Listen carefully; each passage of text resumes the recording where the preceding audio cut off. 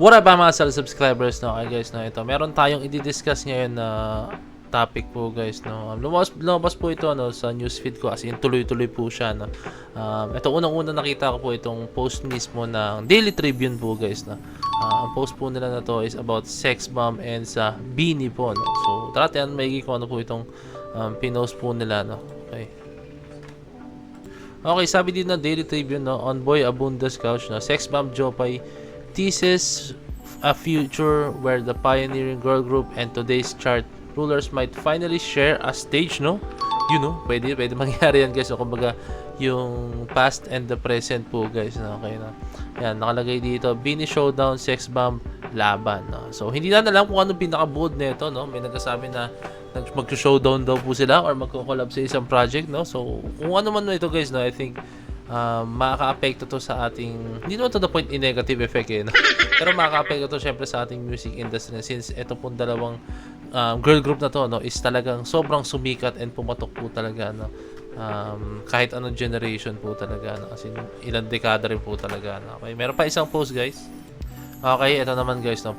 Post ito ng publiko, no? Okay. Ito makikita nandito or mabasa nandito yung pinaka sinabi ni Jopay guys, no? Sex bomb open to Bini Showdown, no? So, showdown na guys, no? Yeah, the Sex Bomb girls said they are ready to face off with today's top P-pop group Bini. Okay.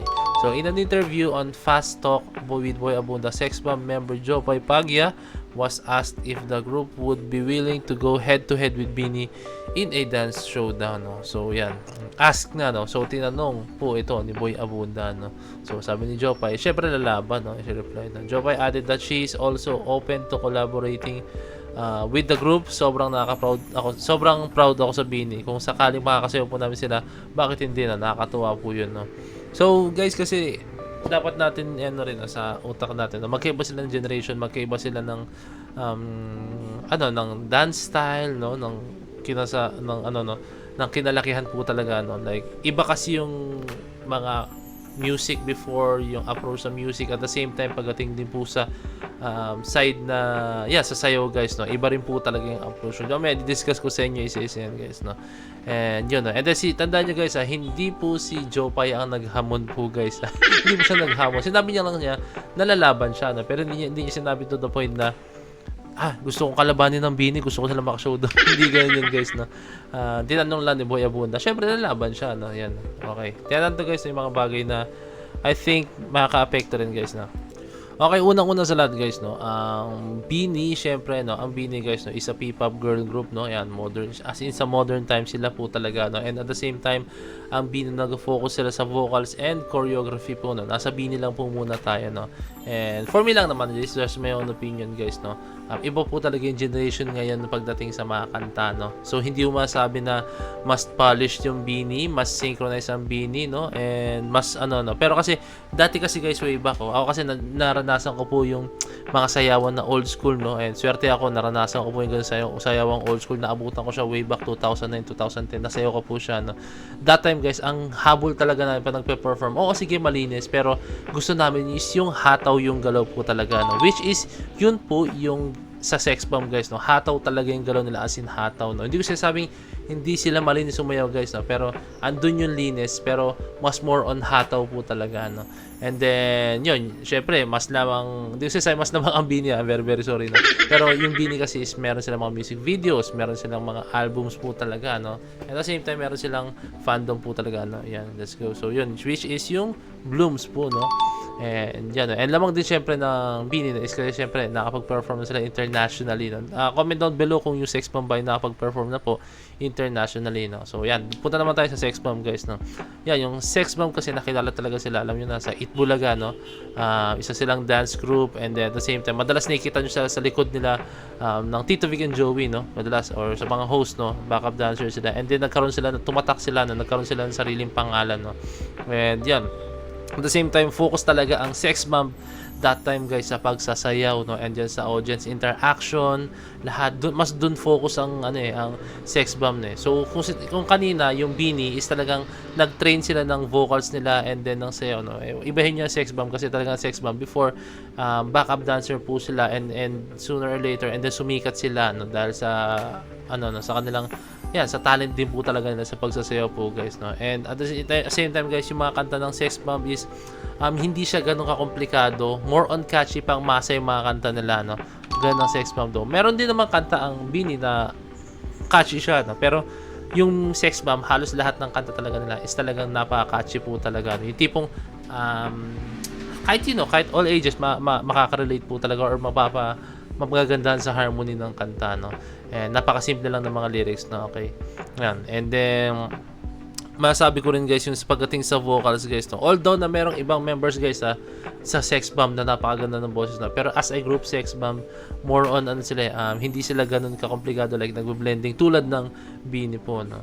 And yan, no. And ayun, para sa akin na naman, no, ang pagkakaiba nila, no, ang Bini is syempre is a total performer ngayon, no? Total performer sila, no. And yun, pagdating sa pagkanta, sa pagsasayaw, no, iba kasi yung generation eh. And then sa Sex Bomb is sila po ay isang mga solid na talaga, solid na mananayaw po talaga, no. And doon sila kasi nasanay po talaga, sa sayaw po talaga sila nakilala. Hindi naman sila nakilala way back dahil sa pagkanta nila, no. More on sa sayaw po talaga sila, no. So kung i-compare ko sila sa sayaw, since I'm a dancer po guys, no, kung i-compare ko po sila sa sayaw, no, sa kanilang dancing ability, no, for me, hindi ko sila pwede ma-compare talaga. Hindi ko sila pwedeng pagbanggay kasi magkaiba silang generation eh. Kung magkasabay sila ngayon, yung generation sabay sumayaw, no, and then sumikat, no, pagdating sa pagsayaw, no, pwede ko sila i-compare. Pero magkaiba sila guys ng era, tandaan nyo, no. Ang Sex Bomb 2000s and then ang Bini this 2020s po talaga sila sumikat, no. Yun, magkaiba po talaga. Explain ko lang din sa inyo. Ang sayawan before, ulitin ko, is more on countings po siya guys, no? 1, 2, 3, and 4, 5, and 6, and 7, 8. Ganun po ang sayaw before, no?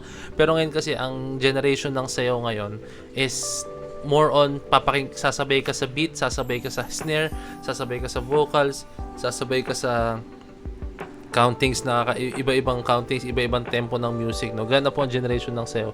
Meron naman before, may mga sumasabay din sila sa mga ganun part ng sayaw na paggawa ng choreography, no. Pero mas more on 1, 2, 3, and 4, 5, and 6, and 7, 8 sila, no. Mas more on ganun yung tempo and then yung bagsakan po ng kanilang sayaw, no. Mas ganun lang siya guys, no. Pero hindi ko sinasabi guys na madali po yun, no. Believe me guys, nakasayaw na po ako both generation, modern and then yung old school generation guys, no.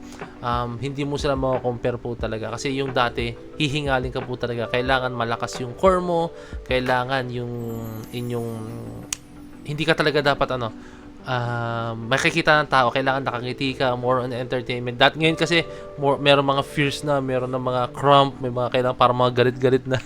Way back guys, mas more on mas more on nakangiti, masaya lang yung vibe ng sayaw, no. So ayan, yun lang yung pagkakaiba guys for me, no. So kung magkakaroon man ito ng showdown, why not, no?